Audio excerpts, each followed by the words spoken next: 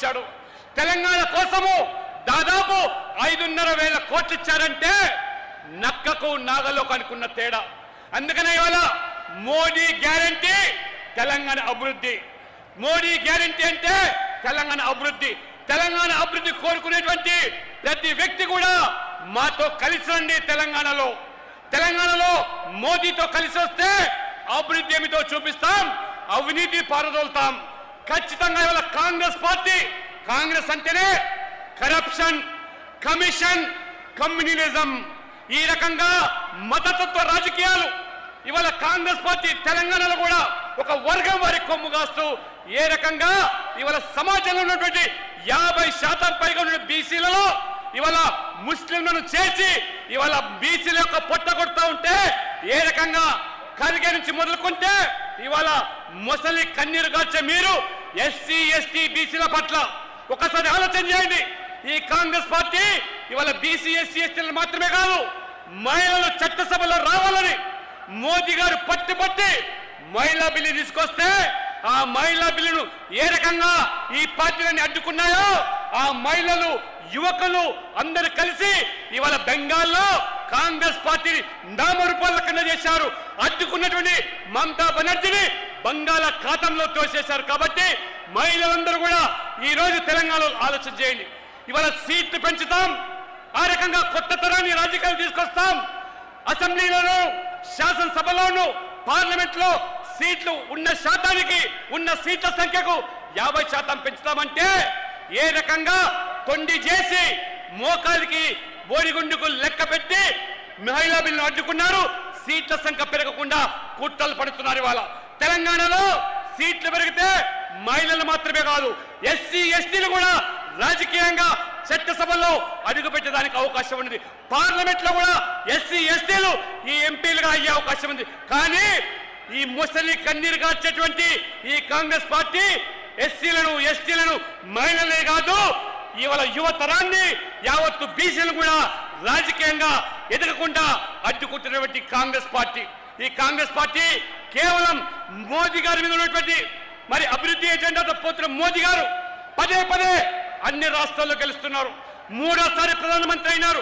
రాహుల్ గాంధీ నాయకత్వంలో 3వసారి కాంగ్రెస్ మట్టికొచ్చింది. కాబట్టి రాహుల్ గాంధీ మోదీ గారి మీద ద్వేషంతో ఈ భారతదేశం మీద విషం చిమ్ముతున్నాడు. ఇవాళ విదేశాల్లోకి వెళ్ళి భారతదేశం మీద ప్రజాస్వామ్యం మీద ఏ రకంగా ఇక్కడ మైనార్టీలకు మనుగడ లేదని చెప్పి మన ప్రజాస్వామ్యాన్ని కించపరిచే విధంగా మాట్లాడుతుండే రాహుల్ గాంధీకి ఖచ్చితంగా బుద్ధి చెప్పాలి.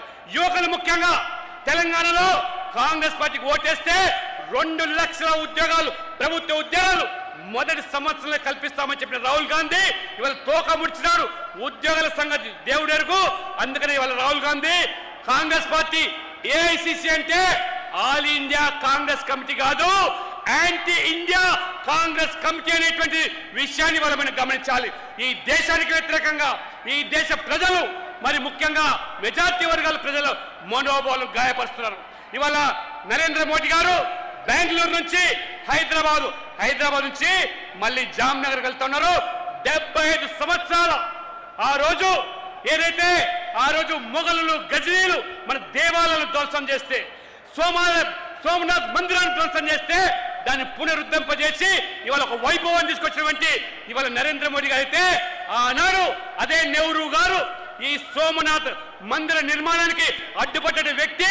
అదే రకంగా డాక్టర్ రాజేంద్ర ప్రసాద్ రాష్ట్రపతిగా కె మున్షి గారు ఆ ఆలయానికి వెళ్తే తప్పు పట్టినటువంటి నెహ్రూ గారు అయితే ఆ నెహ్రూ మన్మడి వల్ల రాహుల్ గాంధీ కూడా ఇవాళ రాముడు జన్మించినటువంటి అయోధ్యలో రామ మందిర నిర్మాణం చేస్తే మోదీ గారు దాన్ని కూడా అడ్డుకుంటారు. కాబట్టి వీళ్ళ మొత్తం అంతా కూడా ఈ నెహ్రూ కుటుంబం కాంగ్రెస్ పార్టీ హిందువుల పట్ల హిందువుల మనోభావాలను గాయపరిచే విధంగా వ్యవహరిస్తుంది. కాబట్టి తెలంగాణ ప్రజలు దయచేసి అభివృద్ధి కావాలన్నా, మెజార్టీ ప్రజలకు రక్షణ కావాలన్నా ఇవాళ కాంగ్రెస్ ప్లస్ బీఆర్ఎస్ అంటే ఇవాళ ఎంఐఎం పార్టీ మాత్రమే. కాంగ్రెస్ బీఆర్ఎస్ వేరు కాదు. ఇద్దరు తోడు దొంగలే, ఇద్దరు అవినీతి పరులే ఈ రాష్ట్రాన్ని భ్రష్టుపరిచారు. కేవలం ఎంఐఎం కు కొమ్ము కాసేటువంటి పార్టీలు. కాబట్టి ఎంఐఎం కు ఇవాళ చరమగీతం పాడాలంటే బీజేపీ రావాలి, మోదీ కావాలి. అదే ఆలోచనతో మనం అందరం కూడా కలిసి పనిచేద్దాం. తెలంగాణ ప్రజల ఆలోచనకు ఆకాంక్షలకు అనుగుణంగా బీజేపీని అధికారంలో తీసుకొస్తాం, రామరాజ్యం తీసుకొస్తాం, మోదీ తరహా పాలన తీసుకొస్తామని చెప్పి కోరుకుంటూ దేశం కోసం మోదీ, దేశం కోసం, దేశం కోసం, మోదీ కోసం, మోదీ కోసం, భారత్ మాతాకి జై. భారత్ మాతాకి. మన మధ్యన చాలామంది గిరిజన ఆడపడుచున్నారు. దండోరా సంబంధించినటువంటి డప్పుతో స్వాగతం పలకడానికి మిత్రులు, సోదరులు ఉన్నారు.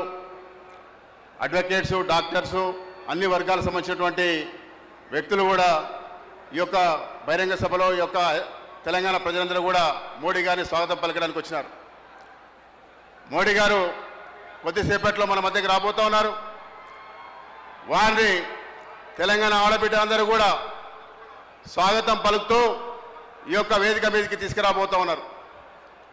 మనం కూడా వారు వచ్చినప్పుడు అందరూ నిలబడి మోదీ అనే ఒక నినాదంతో మనం అందరం కూడా వారిని స్వాగతం పలుకుదాం. అదేవిధంగా డప్పు చప్పులతో కూడా వారిని స్వాగతం పలకవలసిందిగా కోరుతా ఉన్నాను. ఒక్కసారి